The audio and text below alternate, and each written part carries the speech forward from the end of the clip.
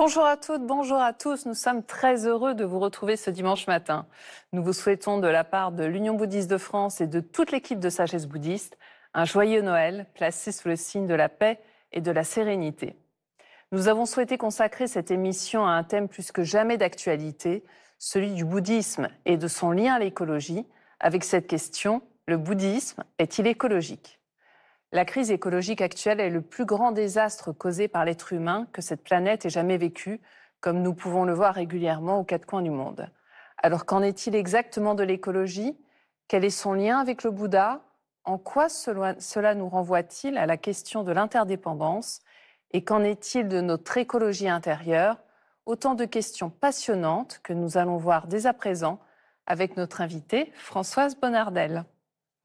Françoise Bonnardel, bonjour. Bonjour. Et merci d'avoir accepté notre invitation. Vous êtes professeure émérite de philosophie des religions à la Sorbonne. Vous êtes philosophe, essayiste. Vous avez enseigné pendant une quinzaine d'années à l'Institut d'études bouddhiques. Vous vous êtes particulièrement intéressée au lien entre la philosophie occidentale et le bouddhisme. Alors, première question qui peut sembler toute simple, mais finalement qui n'est peut-être pas autant que ça. Qu'est-ce que l'écologie ?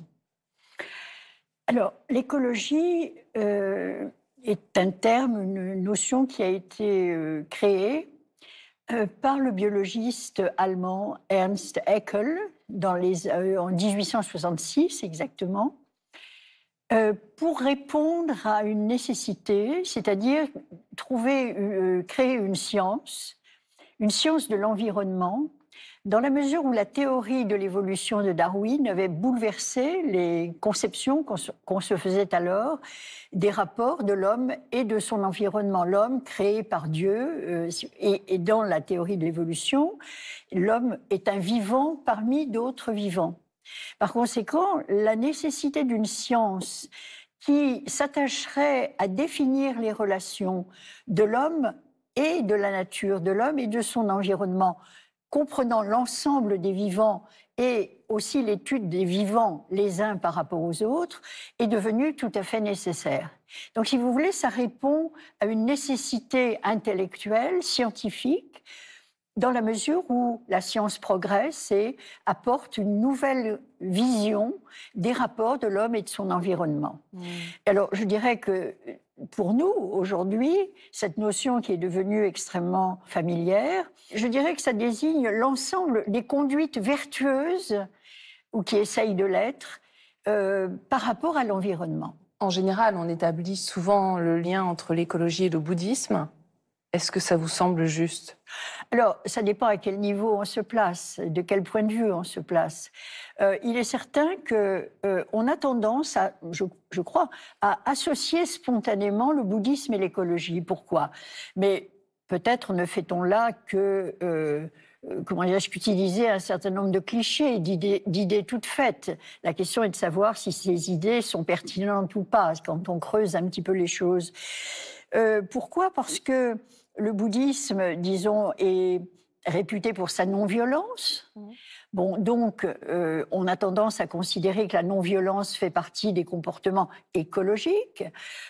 Beaucoup de bouddhistes sont végétariens, donc respect de la vie animale. On peut considérer d'un point de vue déjà plus philosophique que le non-attachement témoigne d'une générosité, d'un altruisme qui prédispose, si vous voulez, à la sauvegarde des liens de l'homme et de son environnement et des vivants les uns par rapport aux autres. Mais j'insiste, ce ne sont là que des idées un petit peu sommaires, ou en tout cas, c'est une première approche des choses. Il est bien évident qu'on ne peut pas s'en tenir là pour parler des rapports du bouddhisme et de l'écologie. Justement, donc revenons à l'enseignement du Bouddha et ce qui justifie son lien avec l'écologie. Qu'est-ce que vous pouvez nous en dire ? Alors, c'est une question évidemment très, très complexe et que je vais essayer de ramener à quelques propositions simples. Un des enseignements majeurs du Bouddha, tel qu'il est exprimé dans les 4 nobles vérités, c'est que l'existence conditionnée est caractérisée par le désir. et par la souffrance qui est liée au désir selon qu'il n'est pas satisfait. Donc je dirais qu'on a là, si vous voulez, un premier élément de réponse. Tant qu'effectivement on n'est pas capable de surmonter ses propres désirs, le bouddhisme d'ailleurs parle de la soif. Hein. Bon, donc tant qu'on n'est pas capable de surmonter ce désir et d'assouvir cette soif par d'autres moyens que en prenant les choses, en les saisissant, les enseignements disent bien que cette soif nous porte à saisir. Or, saisir à n'importe quel prix. Donc, je crois que le comportement écologique, et qui se rapproche de ce point de vue-là du bouddhisme, c'est d'abord de ne pas céder à cela, non pas simplement par une contrainte qui serait véritablement insupportable, mais par un ensemble de pratiques qui vont permettre justement à cette soif, non pas de s'étancher à n'importe quel prix, au prix de ce que nous connaissons bien, la maltraitance animale, la déforestation, l'exploitation dans des conditions qui sont malsaines. Donc, je pense que cette réflexion sur la logique inhérente à la soif me semble un premier pas vers une réflexion qui permettrait de rapprocher bouddhisme et écologie. Et donc, est-ce que cela rejoint la coproduction conditionnelle et donc l'interdépendance? Et les autres sont liés.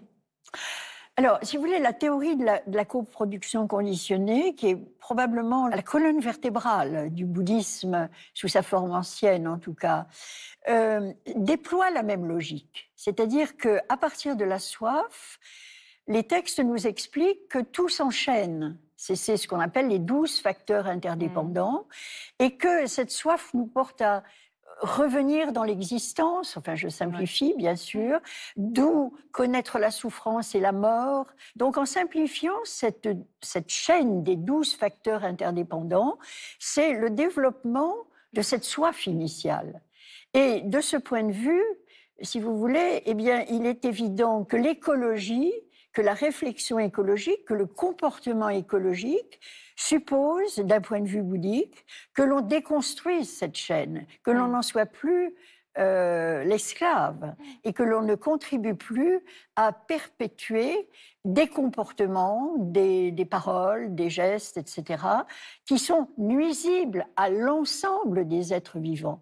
Puisque, selon le bouddhisme, nous avons été, en fonction de la loi du karma, nous avons été probablement parents de ces animaux que nous maltraitons aujourd'hui, etc. Donc, si vous voulez, je pense que le bouddhisme peut nous faire prendre conscience de cette chaîne. Bien sûr.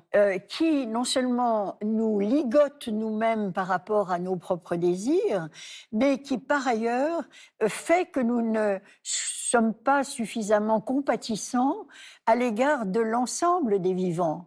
Et de ce point de vue-là, je pense qu'une méditation en profondeur sur l'interdépendance telle que la pense cette théorie de la coproduction conditionnée, eh bien c'est un deuxième pas vraiment important par rapport à une réflexion écologique. Maintenant, à propos d'interdépendance, je dirais qu'en général, quand les maîtres bouddhistes en parlent, ils en parlent surtout sur un plan relatif aussi, c'est-à-dire, et le Dalai Lama en particulier, pour nous sensibiliser au fait que, justement, en fonction de cette interdépendance, aucune de nos paroles, aucun de nos gestes, nos comportements n'est dénué d'effet sur l'environnement. Mais c'est pour ça qu'on en revient aussi à l'écologie intérieure et sur la transformation de nos pensées toxiques et aussi de cette question d'ego qui est pollueur par nature. Oui, c'est une jolie formule, effectivement. L'ego est pollueur par nature, mais alors pourquoi ? Pourquoi ? Parce que, si vous voulez, tant que l'on est victime de ces émotions perturbatrices, c'est une notion importante, qui sont toutes plus ou moins liées à ce désir, à cette soif, posséder, ne pas posséder, etc. Tant qu'on est victime de ça, tant qu'on n'a pas dépassé ce stade, bien, il est évident que on va polluer son environnement. Mais le polluer de quelle manière? Le polluer par nos émotions, par notre colère, par nos passions et par nos revendications égotiques. Mm. Voilà. Bon, l'ego pollueur, ça veut dire tout simplement que l'ego ne pense qu'à lui, c'est sa définition. Donc l'ego ne peut pas se situer de façon juste par rapport à l'environnement, sans un travail sur lui-même. Ce qui veut dire que le travail sur l'ego qui est apporté par la méditation, eh bien, est un facteur décisif par rapport à une diminution des nuisances, alors des nuisances personnelles que l'on provoque tout simplement parce qu'on ne pense qu'à soi et parce qu'on voit le monde à travers soi. Donc, si vous voulez, je crois que la méditation est effectivement une pratique écologique, entre guillemets, par nature. La méditation assise permet cet élargissement du champ de conscience à mesure, justement, que l'ego se dessaisit de ses proies, si je puis dire, c'est-à-dire de tout ce qu'il veut prendre, capter, saisir. Et à cet égard, cet élargissement du champ de conscience ne peut que favoriser des pratiques vertueuses, si on peut dire, vous voyez, des pratiques vertueuses à l'égard des animaux, à l'égard de l'environnement naturel, à l'égard aussi des autres êtres humains. Parce qu'il ne faut pas oublier qu'il n'y a pas d'écologie que de la nature. Moi, je pense qu'il y a aussi une écologie humaine, que les comportements, que l'agressivité, que tout ce qui se révèle nocif à l'égard des autres êtres humains, ça fait partie d'une écologie aussi. Vous voyez, il n'y a pas de raison de réduire l'environnement simplement aux plantes, aux animaux. Il y a aussi les autres êtres vivants, humains. Donc en fait, pour conclure, on pourrait dire qu'il faut changer notre regard intérieur et extérieur. Oui, c'est ce que propose le bouddhisme. Et c'est ce que propose en particulier la méditation. C'est-à-dire que, si vous voulez, c'est très bien d'avoir des conduites vertueuses, trier ses déchets, prendre des douches dans un temps limité, etc. Tout ça mérite évidemment d'être encouragé. Mais si ça n'est pas assorti d'une transformation intérieure en profondeur qui permet justement de ne plus projeter sur le monde extérieur ces déchets, si vous me permettez, parce que au fond, c'est ça que nous... Appelons... Voilà, de projeter ces déchets sur le monde extérieur, ce sont des déchets psychiques, mais ce sont des déchets quand même. Et s'il n'y a pas ce travail, eh bien, à ce moment-là, effectivement, ces gestes vertueux que nous effectuons se trouveront probablement tôt ou tard limités, voire contredits, voire même annulés par un accès de colère, par un moment de haine, etc. Donc, ce travail est absolument indispensable si nous voulons que l'écologie soit envisagée dans sa dimension plénière. Et donc, c'est un travail à faire au quotidien, bien ne sûr, l'oublions pas. Bien sûr. Merci infiniment, Françoise Bonnardel. Merci beaucoup. Et si vous souhaitez approfondir ce sujet passionnant et plus que jamais d'actualité, voici quelques pistes de lecture. Avec tout d'abord Le Cri de la Terre, les solutions de l'écologie spirituelle, un ouvrage collectif préfacé par Mathieu Ricard aux éditions Le Courrier du Livre. Le zen et l'art de sauver la planète de Thich Nhat Hanh, publié aux éditions Le Jour. Et enfin, Sortir de l'accélération pour une écologie du temps de Mathieu Yon aux éditions Nouvelle Cité. C'est la fin de notre émission. Vous pouvez la retrouver sur la plateforme France.tv. Je vous souhaite un très beau dimanche et à nouveau de très, très belles fêtes de Noël.